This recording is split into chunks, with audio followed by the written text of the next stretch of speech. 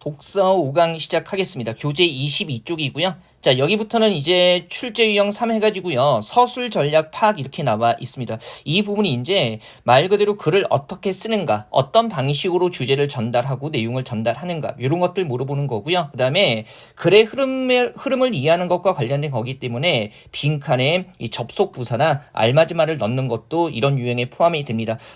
출제 빈도가 상대적으로 높지는 않고요. 그 다음에 1, 2차 예시 문제에서 확인은 안 되지만 기존의 공무원 국어 시험에서 그래도 꾸준히 출제했던 유형이고 독서 문제에서 하나의 유형이기 때문에 우리 학습은 하겠습니다. 자, 전략 1 한번 보시면요. 한번 보죠. 맨 위죠. 내용 전개 방법에 대한 기본적인 개념 이해하고요. 그 다음에 서술의 대상, 그 다음에 그 대상을 어떻게 이야기하고 있는가, 서술 전략과 더불어서 효과까지 끊어서 점검할 수 있어야 되고요.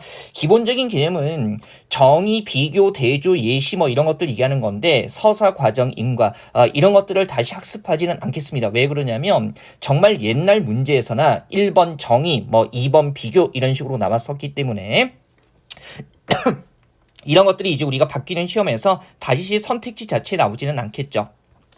자, 1번 한번 가볼게요. 서술 방식도 원체 다양하기 때문에 선택지에서 언급하고 있는 서술 방식의 의미 같은 것만 확인하셔야 돼요. 그래서 1번 보시면 자, 1번은 적절하지 않은 거고요. 선택지 1번이죠.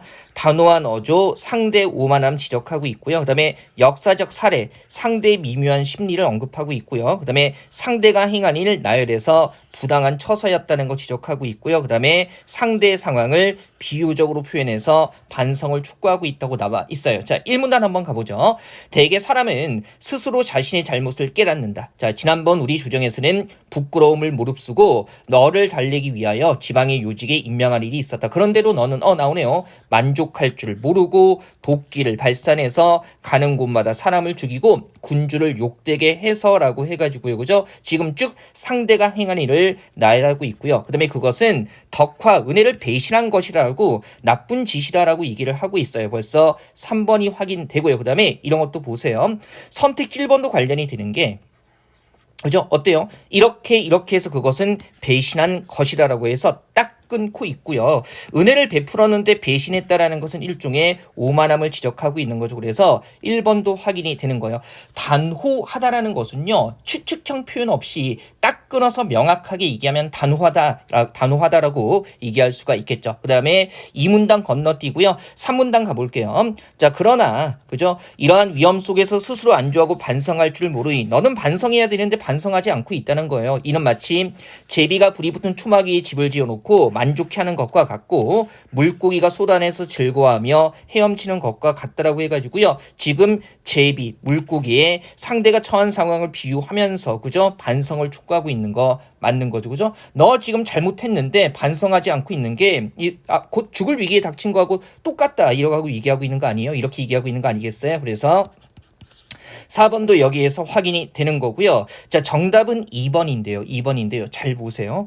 지금 역사적인 사례라면 과거에 실제로 있었던 일을 얘기를 해야 돼요. 근데 여기서 여러분들이 자꾸 착각하시는 게 이 문단에 제가 이 PPT에 띄우진 않았어요. 책으로 보세요. 이 문단에 도덕경에 이르기를이라는 것은 문헌의 내용을 인용한 거지 이거 자체가 과거 있었던 실제 사건, 즉 역사적인 사례가 될 수는 없는 거죠. 따라서 2번이 이 문단에서 확인되는 게 아니에요. 자, 여기서 가장 많이 택한 오답은 1번인데요. 이 단호한 어조라는 거 이런 거죠. 황제의 덕화를 배신한 게 아닐까 이렇게 얘기하고 있지 않잖아요. 배신하고 말았다 이렇게 딱 끊어서 얘기하고 있기 때문에 이런 것들 단호한 어조라고 얘기할 수 있는 겁니다. 자, 그러면 23쪽 가보죠. 메뉴에 보시면 전략 2 나와 있고요. 접속 부사 넣는 건 정말 자주 나오지는 않습니다. 하지만 가끔 잊을만 하면 나오는 거기 때문에 연습은 한두 번 해보셔야 되고요. 당연히 접속 부사 넣는 경우에 소재 전환이라는 거, 그 다음에 앞뒤 내용의 유사성과 대립관계에 주의하셔야 되죠. 유사하다면 우리가 순접의 관계로 나갈 거고요. 대립된다면 역접의 부사가 들어갈 거기 때문에 접속 부사가 들어갈 것이기 때문에 이런 것들 조심하셔야 합니다. 자, 가보죠. 그러면 일단 읽어보시면요. 얘는 선택지 먼저 보는 게 무의미하죠. 쭉 읽으면서 가볼게요. 태평양 전쟁이 격화되자 일제는 식민지 조선 내에서 황국 식민화 정책을 강화함과 동시에 일본인으로서 투철한 국가관과 국민의식을 주입하는 데 주력하게 되었다. 이제 기억 나와 있고요. 국민이란 말이 일본 내에서 실체적인 함의를 지니게 된 것은 청일전쟁 이후였다. 어떤 대상이 실체적인 측면을 얘기해 줄 때 사실 실제로 둘 다 이렇게 들어갈 수 있죠. 그래서 일단 기억에서는 답이 나오지는 않아요. 그 다음에 계속 가보죠. 니은 이후에 이 경우 그죠? 천황 아래 모두가 평등한 신민, 즉 일본의 국민으로서 재탄생하여야 한다는 당위적인 명제는 그죠? 국민이 실체적인 함의를 지니게 됐고 그 다음에 이것이 재탄생하여야 한다는 당위적인 명제는 다른 면에서는 전환하고 있네요. 비국민으로 낙인찍힐지도 모른다는 불안감을 조장하는 일이기도 했다라고 해가지고 지금 다른 면이라고 전환을 하고 있기 때문에 뭐가 들어가는 게 적절하겠어요? 전환되는 거 그런 데가 들어가는 게 가장 적절하겠죠. 우리 한번 보세요. 게다가나 또한 같은 경우는요, 우리가 비슷한 맥락에서 덧붙여서 추가할 때 쓰는 건데 다른 면이라고 얘기를 하고 있기 때문에 일단 게다가나 또한은 적절하지 않고요. 그 다음에 그러나 같은 경우는 어때요? 역접으로 가는 건데 지금 보면 그죠?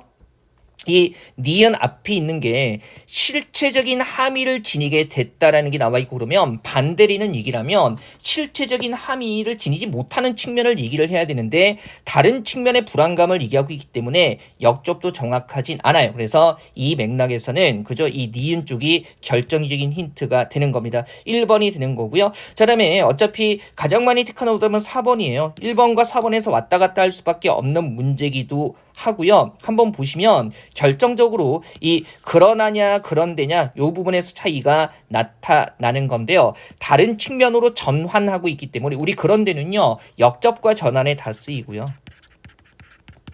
그러나는 언제만 쓰여요? 역접일 때만 쓰인다는 거. 그죠? 그래서 이 차이점을 명확하게 이해하시면 4번 걸러내고요. 1번 택할 수 있을 겁니다. 자, 그다음에 적용 문제 쭉 한번 가보죠.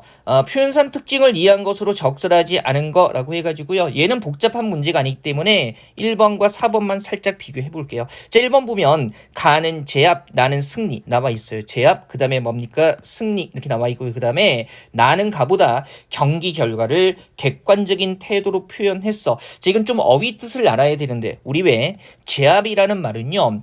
위력이나 위험으로 세력, 기세 등을 억눌러서 통제하는 거예요. 그래서 위험이라는 개념이 들어가는 거예요. 위험. 감정적이고 주관적인 요소죠. 그 다음에 승리라는 것은 단순히 겨루어서 이긴다는 뜻입니다.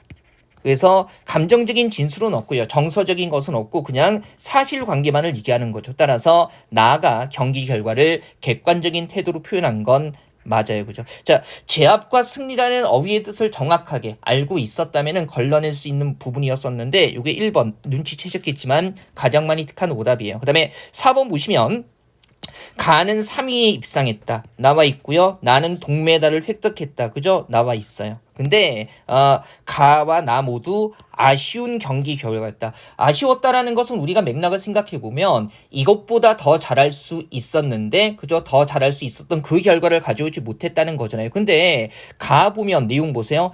열세가 예상됐는데 3위를 한 거고요. 그죠? 그 다음에 나에서도요. 예상을 뒤엎고 동메달을 획득한 거예요. 그러면 이 정도까지 잘할 거라고 생각을 못했다는 거기 때문에 아쉬웠다라고 얘기할 수는 없는 겁니다. 그래서 정답은 4번이죠.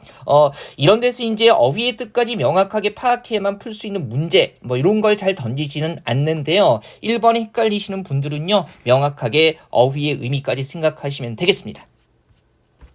네, 4번은요. 서술 방식으로 옳은 거 얘기하고 있고요. 한번 가보죠. 주장 나오고 다양한 신뢰로 타당성을 증명하고 있고요. 그 다음에 서로 대립되는 두 견해 그리고 검토하고 제3의 견해 3번에 대상의 특성을 분석하고 대조해서 특징을 제시하고 있고요. 4번에 구체적인 사례 그 다음에 통념을 반박하면서 해결책을 모색하고 있다. 이렇게 얘기를 하고 있죠.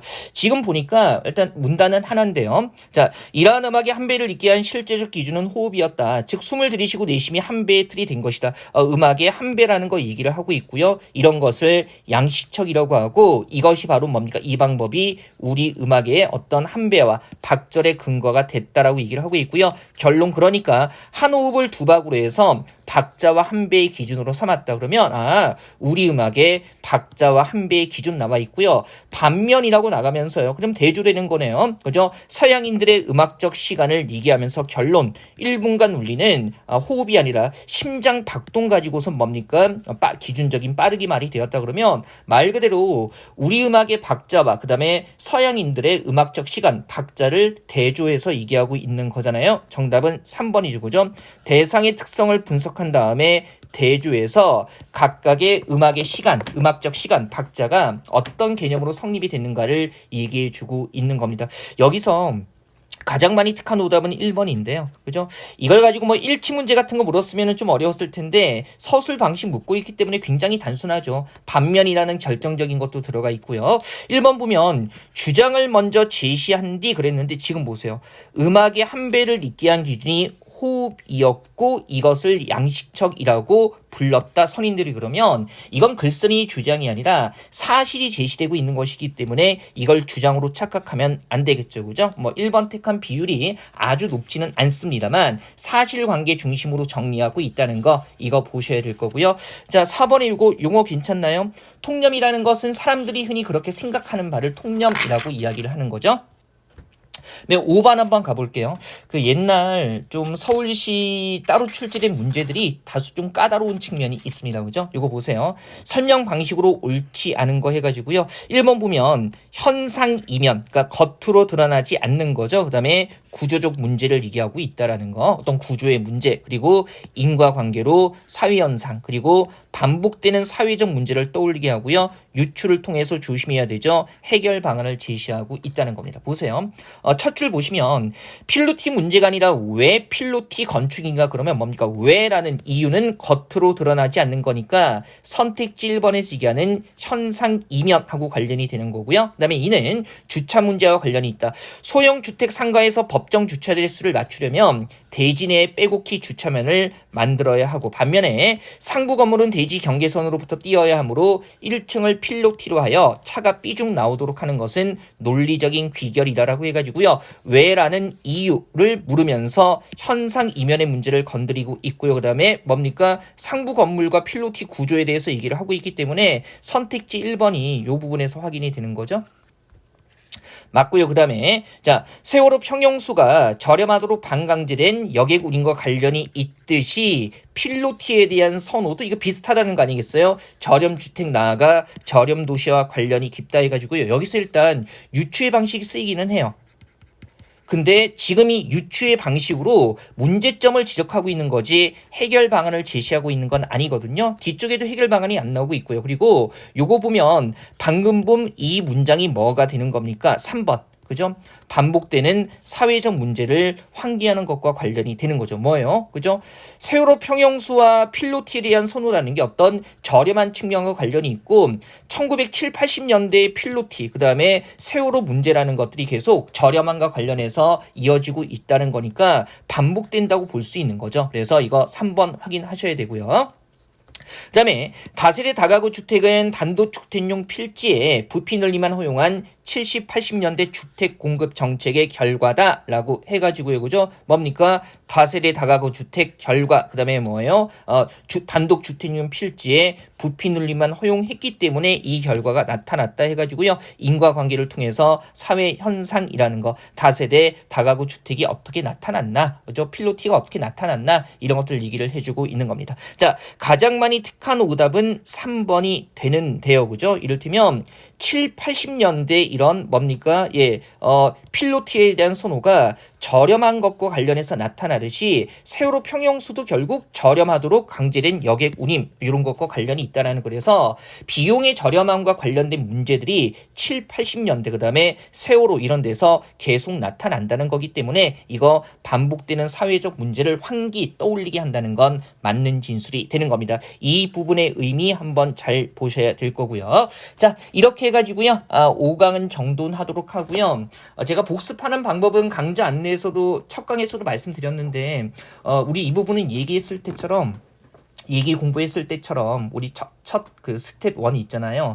먼저 푸시고 그다음에 강의 들으시면서 본인의 논리 점검하시고요. 그리고 이제 끝나고 나면 수업 들으면서 다 정돈이 됐잖아요. 틀린 문제에 대해서만 다시 한번 답과 자신이 택한 오답과 그다음에 정답의 어떤 논리를 한번 쭉 서술형으로 써보면서 정리하면 좋아요. 어차피 많이 틀리진 않으실 거기 때문에 아주 복잡하지는 않을 거라고 생각합니다. 그죠? 복습 그런 식으로 해주시고요. 선생님 국어 공부에 시간 투자가 너무 부족한 거 아니요. 이 정도 하면 돼요. 바뀐 국어는 이 정도 하면 되고요.